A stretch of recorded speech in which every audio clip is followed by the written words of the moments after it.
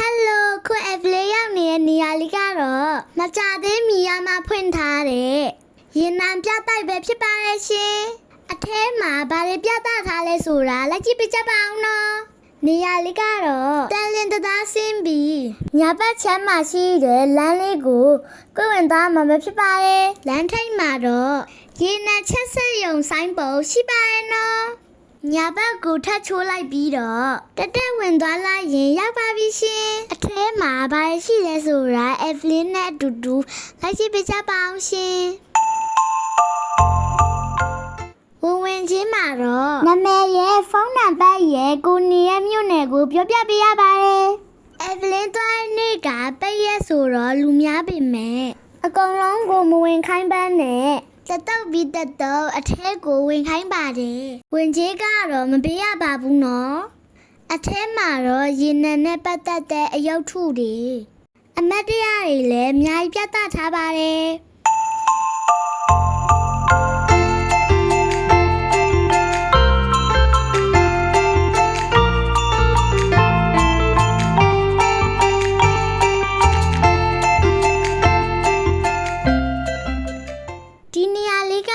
ပြတိုက်ဝင်ထဲမှာရှိတဲ့အဲရိတ်တာလေးပါ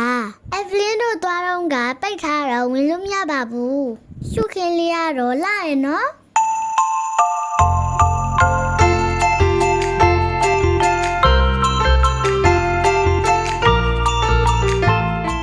ဒီနေရာလေးကတော့အမတ်တရားလက်ဆောင်ပစ္စည်းလေးရောင်းတဲ့နေရာလေးပါအုတ်ထုပ်လေးတွေစားအုပ်လေးတွေခွက်ကလေးတွေရေဘူးလေးတွေဝယ်လို့ရပါတယ်နော်